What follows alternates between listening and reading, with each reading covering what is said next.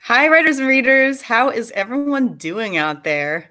We got some snow last night, which was unexpected because it's supposed to be in the 70s this week.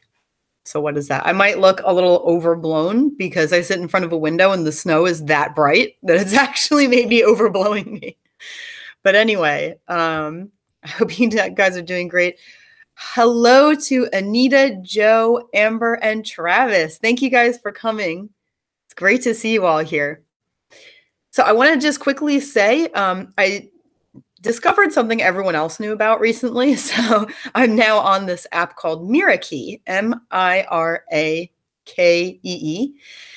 And it's basically an app where this isn't an ad. I'm just telling you something you might find interesting. It's just it's an app where you can write and you can share with other people, but you can also share it to Instagram. And they have a lot of backgrounds that you can use for free, already preloaded and different fonts. So I'm starting to use that and share to Instagram, but I'm not sharing everything to Instagram. So if any of you is on that, come join me. Of course, my username is just Christy Stratus. I think it's with no space in between, but you'll see that stuff go up on Instagram as well. I just wanted to recommend it real quick because I actually really like it a lot. Okay, and now for the main event. When I was thinking about what I wanted to talk about today, I decided it was a really busy week and I didn't have too much time to do some research on like some news or anything like that I like to do a lot of the time. So I found this really interesting article that was all about writers who actually never made money off of their craft, or at least not enough to support them. And these are super famous authors. And I was really surprised by who was among those numbers. So I thought that I could share that information with you. And I'd love to hear if you like this author, if these authors, it's 6 of them, if you like these authors, what your favorite work was, anything like that. And I'm going to do the same thing. I was really shocked. So this one is put together by bigthink.com. And it's a lot of stuff. Some stuff I did know, some stuff I really had no clue about. And the first one that I really had no clue about is Lovecraft. Where is Mike Pilgrim? Because that's one of his favorite authors. Lovecraft apparently never made enough to actually live. So I'm going to read a little bit from the article. So you don't, I mean, you can visit it. The link is down below, but I'm still going to read a little bit because I can't remember everything they said. But it says that basically he actually never earned enough money to cover his basic expenses. And he actually reached a point where he had to skip meals just to afford postage stamps, like, which is really extreme. We always hear about the broke writer, the drunk writer, all kinds of creatively, out there writer and everything. But this is like, wow, that's extreme. And it's just so shocking because he's huge and he has like a cult following too. People who love Lovecraft, So apparently this is something I didn't know. And no, I have not had time to double check these facts. So I'm just going with it. I hope they're true. A planned project with Harry Houdini, which would have earned him a great deal of money, had to be abandoned when Houdini died. I want to know what that project was. That's fascinating. He also, apparently Lovecraft did not reply to a publisher that inquired about any novels he might have ready. So obviously he lost out on that deal. What a shame. So it seems like, there were a mix of things that led to this, which is a real shame. And actually, if you know anything about Montgomery Clift, he had a similar thing with his business sense where he, obviously he was super famous. He made enough money to support himself, but he actually had someone advising him, I think in the first half or the beginning of his career, who actually did him out of a lot of amazing parts because he listened to her advice and she was dead wrong. So anyway, Anita is saying, I'm with you. Lovecraft and Houdini sounds interesting. I know. I can't get over that. I want to know what that is. And Amber is also saying, yeah, I'd love to know. Me too. I just can't get over that. My favorite Lovecraft is The Shadow over Innsmouth. And that one is just like, I feel like as a writer, you can learn from that. And I've wanted to, for a while, go through the end of that. And I can't tell you the end in case you haven't read it. I don't want to spoil it for you. It's a brilliant piece. To me, of the pieces I've read by him, it has the most personality. It's just brilliant. And the end is so impactful. And he does such a good job in a way that I find very difficult. It's a transition that is super tough to be convincing. That's all I'll say. And so I actually really want to study it more and see exactly how he goes about that. Joe says Houdini was going to make Lovecraft's cancer disappear. Really? If that's actually, it does say in this article that Lovecraft died of cancer around 46, I think. Wow. Okay. That's really kind of, oh, it's serious. He's just joking. Oh, Joe. He actually did have cancer. I could see it, you know. Maybe it was, Anita says, maybe it was a paranormal debunking. Joe, I'm very gullible with that stuff. If I haven't researched it, I have no clue. So anyway, there is a movie out there with, oh, I can't remember his name. It's from the 50s, I want to say, about Houdini that has a lot of facts wrong. Good movie, incorrect facts. Anyway, the next writer who didn't really make money is Kafka. What? Like, that's crazy to me. Kafka is actually one of my biggest influences. And it really shocks me because his work is obviously, we study that in English Lit. And I remember reading, what was it? Oh, it just flew out of my head. Metamorphosis. I have a shirt for it because I love it so much. I remember reading Metamorphosis, and that piece really actually changed how I thought about fiction. And it was part of my World Lit class, and I never forgot it. It really changed the way I look at being able to just having no boundaries. And actually, there's a dedication in the beginning of Anatomy of a Darkened Heart that is to my professor, Dr. Billings, who taught that class, and where I first discovered there are just no boundaries to fiction. And I always thought that there were.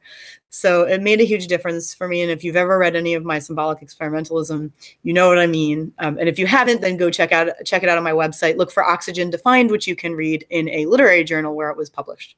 But anyway, Kafka we've moved on to. I'm going to read a little bit from the article. Did publish some works in his lifetime, but he kept most of his work to himself and ordered it burned after his death. Does this not sound like Jason Greensides? Jason, if you happen to be watching this, he had said at some point that he really wants to write a great novel and then burn it before anybody gets to read it. So he's apparently very Kafka. We got to tell him that now. His friends went to the publishing house instead. But he was unable to, during his lifetime, support himself with his writing. So he took on a lot of jobs and was writing in the evening, much like a lot of us, which is why I think this is an interesting subject, because these super famous writers are much like many of us, actually, which I think is very encouraging. And apparently his most prosperous job was as an insurance clerk. So if you've got a job that you really like, or even you don't really like, but it makes you the money to write, you're Kafka. That's cool. Like, there's nothing wrong with that, you know?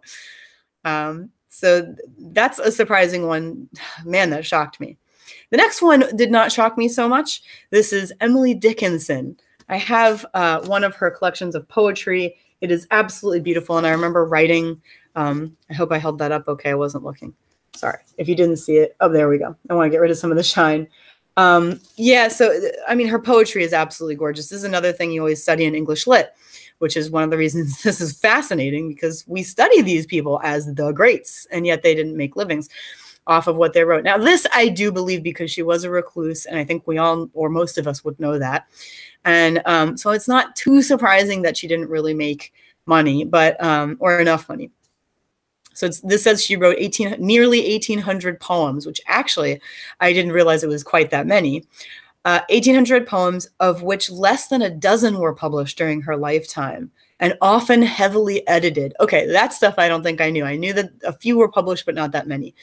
And it's been continuously published after her death. This is frustrating. This is a thing that happens to artists where they make money posthumously, and it's very frustrating because they're great artists that nobody recognized at the time.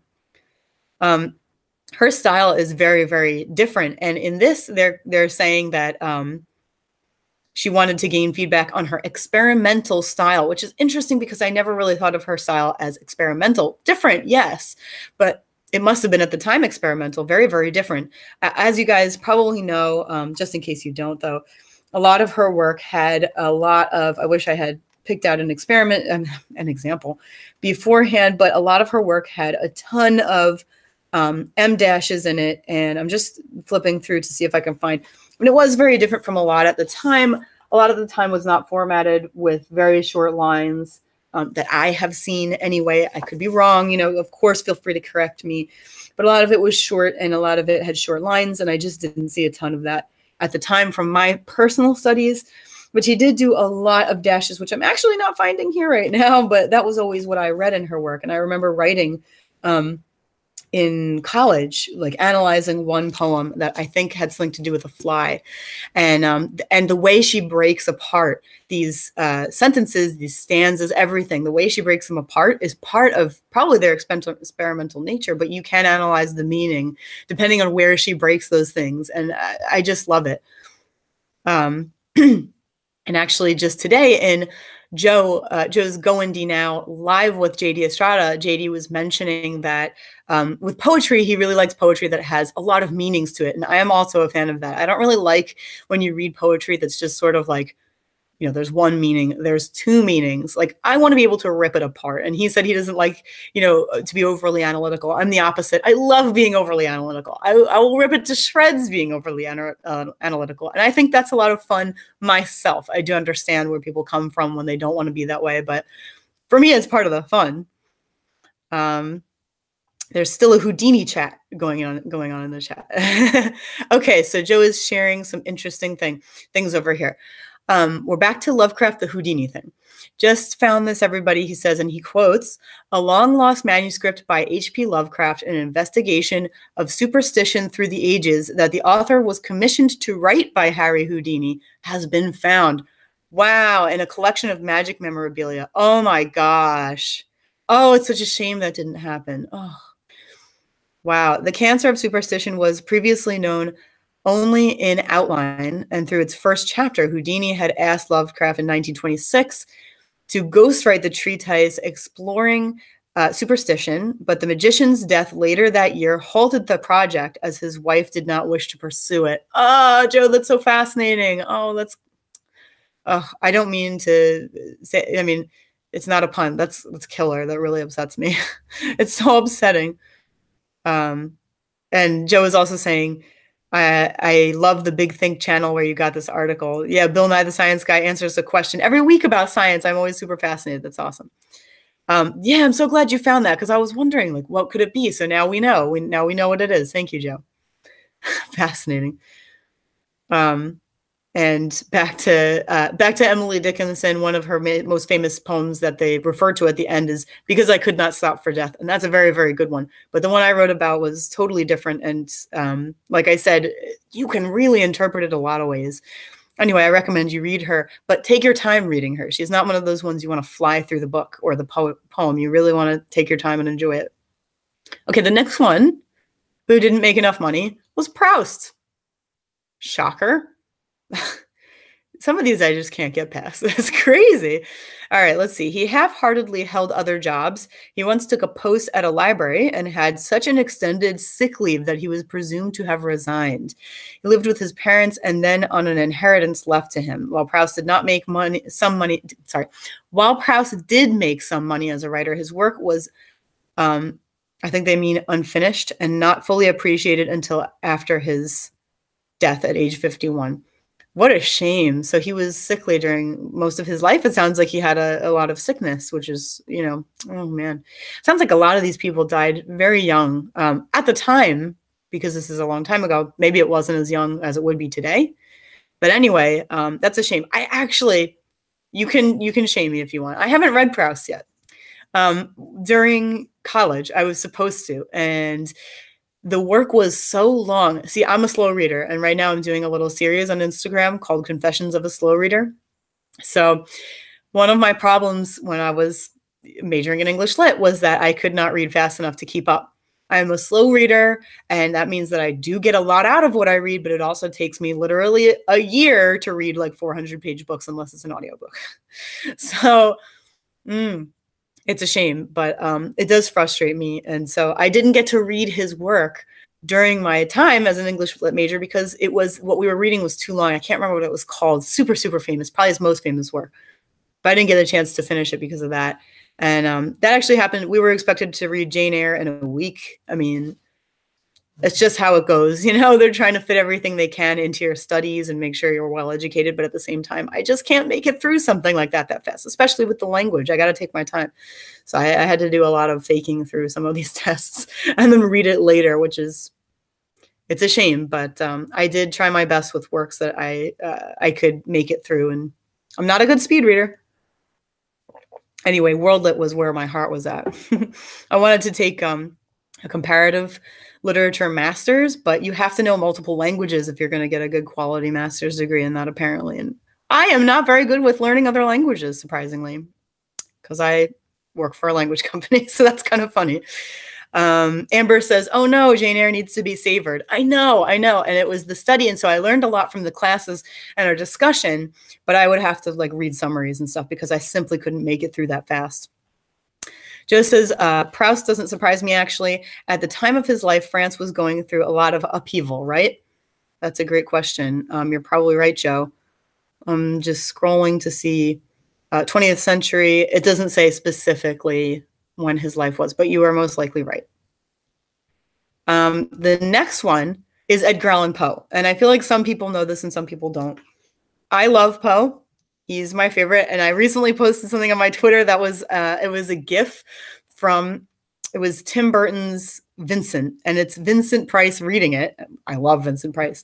And it says something like, while other children were reading like Run, Jane, Run, Vincent read Edgar Allan Poe type of thing. And that was me. I loved this stuff long before it was even really supposed to be what we were reading at my age. And I do have this beautiful gilt book. There we go. And it's just gorgeous. This is all gold and it's just stunning. I love it. I mean, it's one of the only collector's type of books that I have that isn't just collector's to me because I love it. It's like the actual collector's type of book, and it's got beautiful writing. The typography they chose is perfect for this era, like a heavy, typewriter type of thing, which is just perfect. So I absolutely love Edgar Allan Poe, and I always have. Just anything he writes. I've only read one thing that annoyed me, and that was just because it was like this big fake out. And if I remember what it is, I'll tell you what it was. But Amber says, I love Tim Burton. I've seen that one. It was great. Yeah, and Vincent reading it, Vincent Price. Oh, man, it was amazing. Joe saying, awesome, wow. And Anita is saying, love Poe. Yeah, I feel like most people can appreciate him in one way or another. So they're saying that this is fascinating. The Raven was extremely popular upon publication and earned Poe precisely $9. Ouch. I mean, even though back when he was alive in the 19th century, $9 was more than it is now. That's a big ouch. He was the first notable American author to attempt to make a living on writing alone. Now, that's something I did not know. He was often unable to do so and held other jobs during his lifetime. He was, and then we go on to his sad death. But yeah, I mean, isn't that just a shame? God. They're saying, to add insult to his death, a popular biography falsely depicting Poe as a degenerate made a great deal of money and has poisoned our image of him since. Oh, shameful. Oh, I don't like that. Well, I never read that, and I won't read it. So there. Joe is saying, Telltale Heart started my exploring darkness, and it made me feel like I found what I was born to do. That is so nice, Joe. Wow, that's amazing. Yeah, I can say that I listened to a version that they played in class of, I think it was The Pendulum, actually, not Telltale Heart. And that, like, I was just riveted, And then Telltale Heart was, I think, one of the first ones to teach me really good suspense, where I first understood suspense when I was younger. Amber says, actor John Aston was a huge Poe fan and expert. I saw him recreate Poe's works in a one-man show. It was amazing. Oh my God, that sounds incredible. Wow. Oh, can you imagine? One-man show. Oh, that'd be incredible. That's totally cool. All right. And this one, is this the last one? Yeah. This is the final one, and it is Nietzsche. Nietzsche, the co-founder of existentialism, wasn't able to make money off of his writing. He abandoned a career in academia, where he was made a professor right out of college, to try to make a living as an independent writer and philosopher. He was unable to make much money from selling his books and often begged from friends. Oh, what a shame. This didn't deter him, and at the height of his writing, he was cranking out a book a year of high quality. At the time of his death, he had achieved some fame, if not wealth, from his writings. That's interesting. And one of the things I always wonder about philosophers Did he have the mustache? Yes, he did have the mustache. It's like a brushy mustache. It's like a big brushy mustache. One of the things I find very interesting about philosophers is looking at their philosophy and seeing if they followed it in their life. So I don't know quite enough about him to know that for sure. But it is something like with Ayn Rand, it's very interesting to sort of compare her life to her writings. And you can find some examples where she did actually go by her philosophy. She hurt a lot of people she loved, and she ended up being hurt a lot too. It's fascinating. You know, it's just fascinating. And clothing, hair, everything. Wow, that's amazing. I will say that with Nietzsche, I wanted to tell you guys that there is a movie out there called Baby Faces. You know, I love black and white movies, old movies. This is the Forbidden Hollywood collection. This is all pre-code films. Get rid of that glare for you. All pre-code films, which means the movie code was not in yet, and they could be as scandalous as they wanted to be pretty much. But actually, Babyface, which has Barbara Stanwyck, it's a 1933 movie, was so scandalous that it actually gave the movie code teeth. Like, ouch, that's pretty bad. It was super scandalous, and it is actually the basis. One of the pieces of the basis is this one man giving Barbara Stanwyck advice that she should use men to move upward in her life. And I don't mean that in any kind of a good way. I mean it in the worst way possible. Basically, the basic storyline, just to let you know, I really recommend this movie if you can find it. I can only find it in this collection, but your library might have it. Basically, she's supposed to be a young woman whose father owns a bar, and he actually prostitutes her out, and which is a lot for her back then. That alone is enough. But it showed a lot of stuff that you really couldn't show then. It said a lot of stuff you couldn't say then. And basically, her father dies, and she is asking this man she knows who's trying to help her out of the gutter, essentially. She asks him for advice. She's like, I don't know what to do. I'm going to be like a chorus girl, you know? Yeah, okay, I have to strip down, but it's money, you know, what am I going to do? I'm only a woman. And he said, you're going to use your womanly charms. And he reads a quote from Nietzsche, and it was basically about using men to make it to the top. And in her way, she decided her father used to prostitute her. She's going to prostitute herself now, but in order to make it up higher in her life and become wealthy, like use these men to become wealthy. And here's just a little picture from it. It was a fascinating movie. It's excellent, really, truly excellent. And actually with that Nietzsche quote, they had to change the Nietzsche quote to release the movie because it was too scandalous. Just the Nietzsche quote alone was too scandalous. They changed it. It changed the meaning of the movie, man. But it's a really good one. I highly recommend it. So that's I would say my only experience with Nietzsche. I don't really have much else. But it's fascinating that he didn't really make any money. Let's see what's going on in the chat here. We're talking about Gomez Adams. Which this is based on the Poe that we were talking about before, when Amber said that she's seen Poe performed by John Aston, and everybody's saying they love Gomez Adams. Aston is the one and only Gomez for me, and Joe's saying he likes Raul Julia. Yeah, I'm one of those people who once I see the original, if I like an original, then I just can't see anybody else playing it. This is one of my problems with Broadway, where they decide to turn like everything into a Broadway play or musical. I can't deal with it. If I've seen The Little Mermaid, I cannot go and see like a Broadway play. I already know what The Little Mermaid is supposed to be. I already know what the voice is supposed to sound like. I know what she's supposed to look like. And if anything is different, it upsets me. That's me all the way. So, anyway, that was very interesting. I hope that you guys will find some encouragement from this. This is meant to show you that even the most famous of authors had to have side jobs sometimes. And there's those of us who are fortunate enough to be able to do writing as their full-time job. And there are a lot of us who just are not able to wing it. And we have jobs that we may even love, and they're full-time jobs that support our writing. And there's nothing wrong with that. There were a ton of people, you know, who are super famous who had to go through that as well. And, you know, sometimes they enjoyed their jobs too. As I understand it, the insurance clerk job was actually something that was it Lovecraft really enjoyed. So it's not so bad. But I just want to encourage you guys to keep writing no matter what. It doesn't matter whether you're doing this, on the side or whether you're doing this as your full-time job. Just enjoy it, and love it and do what you want to do. One of the things I've been doing now is trying a little bit harder to fit in writing when I can't. When I can't usually. So what I'll do is bring like my Chromebook to work or something, and then I'll take a lunch break and write or something like that. You don't have to bring a computer. You can bring a notebook.